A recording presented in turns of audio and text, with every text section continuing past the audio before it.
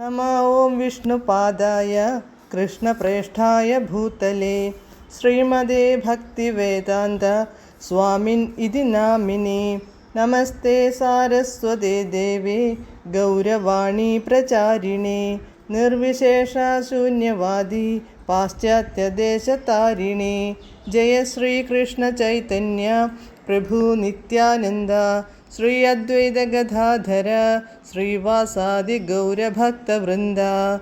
हरे कृष्ण कृष्ण कृष्ण हरे हरे, हरे राम राम राम हरे हरे।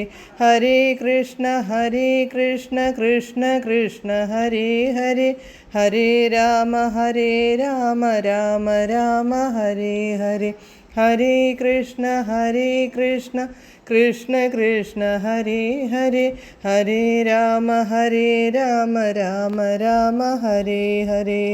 പരമദിവ്യോത്തമ പുരുഷനായ ശ്രീകൃഷ്ണ ഭഗവാന്റെ കഥകളാണ് ശ്രീകൃഷ്ണ എന്ന പുസ്തകത്തിലൂടെ പറയുന്നത്. ഓം നമോ ഭഗവതേ വാസുദേവായ, ഓം നമോ ഭഗവതേ വാസുദേവായ, ഓം നമോ ഭഗവതേ വാസുദേവായ. നാരായണം നമസ്കൃത്യ നരം ചൈവ നരോത്തമം ദേവീം സരസ്വതീം വ്യാസം തതോ ജയമുദീരയേത്. നഷ്ടപ്രായേഷു ഭദ്രേഷു നിത്യം ഭാഗവത സേവയാ ഭഗവത്യുത്തമശ്ലോകേ ഭക്തിർഭവതി നഷ്ടികി. അധ്യായം 86. വേദമൂർത്തികളുടെ പ്രാർത്ഥന. Page number 857. മനസ്സ്, ഇന്ദ്രിയങ്ങൾ, പ്രാണൻ എന്നിവയെ ദേഹാന്തര പ്രാപ്തിയിലൂടെ വിഷയസുഖങ്ങളെ അനുഭവിക്കാനും ഒപ്പം ഭൗതികാവസ്ഥയിൽ നിന്നു മോചനം നേടാൻ അനുവദിക്കാനും വേണ്ടിയാണു പരമപുരുഷൻ സൃഷ്ടിച്ചിരിക്കുന്നതെന്നാണ് ശുകദേവ ഗോസ്വാമി പരീക്ഷിത്തു രാജാവിൻ്റെ ചോദ്യത്തിനുള്ള മറുപടിയിൽ പറഞ്ഞത്.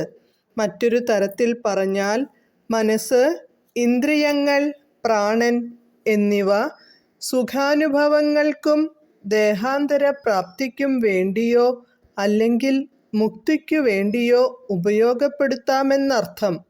നിയാമക തത്വങ്ങൾക്കു വിധേയമായി വിഷയസുഖങ്ങൾ അനുഭവിക്കാനും അതുവഴി കുറെ കൂടി ശ്രേഷ്ഠമായ ജീവിതാവസ്ഥയിലേക്കുയരാനും ബദ്ധാത്മാക്കൾക്ക് ഒരു അവസരം നൽകുകയാണ് വേദാനുശാസങ്ങൾ ചെയ്യുന്നത്.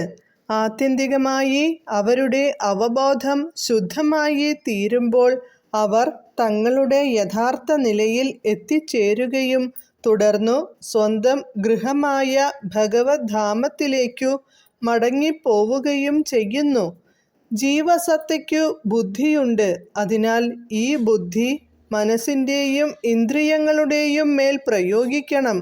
ബുദ്ധി വേണ്ട തരത്തിൽ പ്രയോഗിച്ചു മനസ്സും ഇന്ദ്രിയങ്ങളും ശുദ്ധീകരിക്കപ്പെടുമ്പോൾ ബദ്ധാത്മാവ് മുക്തനായി തീരും.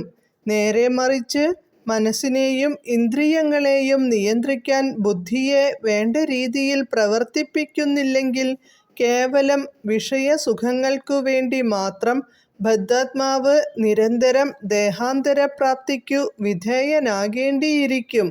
ഭഗവാനാണ് മനസ്സും ഇന്ദ്രിയങ്ങളും ബുദ്ധിയും പ്രാണനും സൃഷ്ടിച്ചതെന്നും ശുകദേവ ഗോസ്വാമി പരീക്ഷിത്തിന്റെ ചോദ്യത്തിനുത്തരമായി പറയുന്നുണ്ട്. ജീവാത്മാക്കൾ സ്വയം സൃഷ്ടങ്ങളാണെന്ന് ഒരിടത്തും പറഞ്ഞിട്ടില്ല. സൂര്യനോടൊപ്പം തന്നെ അതിൻ്റെ രശ്മികളിലെ തേജസ്സിൻ്റെ കണങ്ങളും നിൽക്കുന്നത് പോലെ ജീവാത്മാക്കൾ എക്കാലവും പരമപുരുഷന്റെ അവിഭാജ്യ ഘടകങ്ങളായി നിലനിൽക്കുന്നു.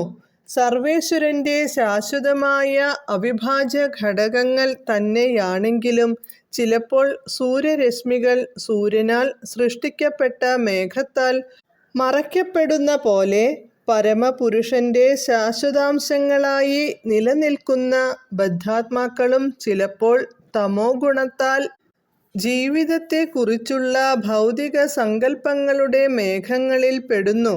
ഈ തമസിനെ ലഘൂകരിക്കാൻ വേണ്ടിയുള്ളതാണു വൈദിക പ്രക്രിയകളൊക്കെ.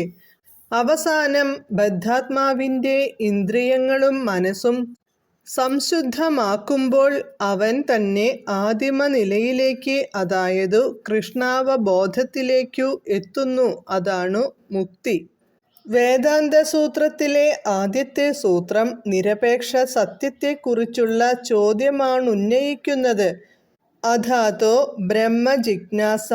നിരപേക്ഷ സത്യത്തിൻ്റെ സ്വഭാവമെന്ത്?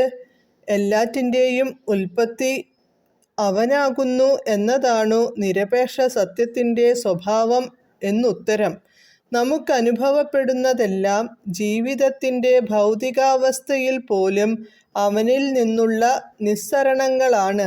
മനസ്സ്, ഇന്ദ്രിയങ്ങൾ, ബുദ്ധി എന്നിവയെ സൃഷ്ടിച്ചതു നിരപേക്ഷ സത്യമാണ്. നിരപേക്ഷ സത്യത്തിന് മനസ്സ്, ബുദ്ധി, ഇന്ദ്രിയങ്ങൾ എന്നിവ ഇല്ലെന്ന് ഇതിനർത്ഥമാകുന്നില്ല. മറ്റൊരു തരത്തിൽ പറഞ്ഞാൽ അവിടുന്ന് നിരാകാരനല്ല. സൃഷ്ടിച്ചു എന്ന പദം തന്നെ അർത്ഥമാക്കുന്നതു അവന് അതീന്ദ്രിയ ബുദ്ധിയുണ്ടെന്നാണ്.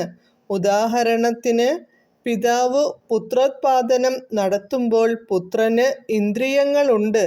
കാരണം പിതാവിന് ഇന്ദ്രിയങ്ങളുണ്ടെന്നതു തന്നെ. കൈകാലുകളോടു കൂടിയാണു പുത്രൻ ജനിക്കുന്നത്. പിതാവിനു കൈകാലുകൾ ഉണ്ടെന്നുള്ളതാണു കാരണം. ദൈവത്തിൻ്റെ തനിരൂപത്തിലാണു മനുഷ്യനെ സൃഷ്ടിച്ചിരിക്കുന്നതെന്നു പറയാറുണ്ടല്ലോ. അതിനാൽ അതീന്ദ്രിയ മനസ്സ്, ബുദ്ധി, ഇന്ദ്രിയങ്ങൾ എന്നിവയോടു കൂടിയ പരമപുരുഷൻ തന്നെയാണു നിരപേക്ഷ സത്യം. ഭൗതിക മാലിന്യങ്ങളകന്ന് ഇന്ദ്രിയങ്ങളും മനസ്സും ബുദ്ധിയും സംശുദ്ധമാകുമ്പോൾ വ്യക്തിയുടെ രൂപത്തിൽ നിരപേക്ഷ സത്യത്തിൻ്റെ ആദിമമായ സാകാര രൂപം ബോധ്യമാകും. ഹരേ കൃഷ്ണ.